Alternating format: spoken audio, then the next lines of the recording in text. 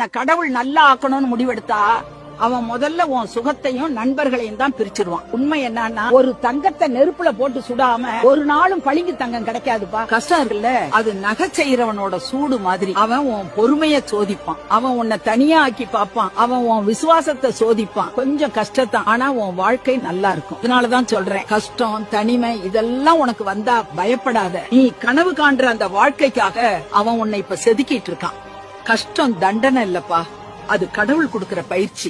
உன்னை கடவுள் நல்லா ஆக்கணும்னு முடிவெடுத்தா அவன் முதல்ல உன் சுகத்தையும் நண்பர்களையும் தான் பிரிச்சிருவான். உண்மை என்னன்னா, ஒரு தங்கத்தை நெருப்புல போட்டு சுடாம ஒரு நாளும் பளிங்கு தங்கம் கிடைக்காதுப்பா. கஷ்டம் இருக்குல்ல, அது நகை செய்யறவனோட சூடு மாதிரி. அவன் உன் பொறுமைய சோதிப்பான், அவன் உன்னை தனியா ஆக்கி பாப்பான், அவன் உன் விசுவாசத்தை சோதிப்பான். கொஞ்சம் கஷ்டத்தான், ஆனா உன் வாழ்க்கை நல்லா இருக்கும். அதனாலதான் சொல்றேன், கஷ்டம் தனிமை இதெல்லாம் உனக்கு வந்தா பயப்படாத. நீ கனவு காண்ற அந்த வாழ்க்கைக்காக அவன் உன்னை இப்ப செதுக்கிட்டு இருக்கான். கஷ்டம் தண்டனை இல்லப்பா, அது கடவுள் கொடுக்கிற பயிற்சி.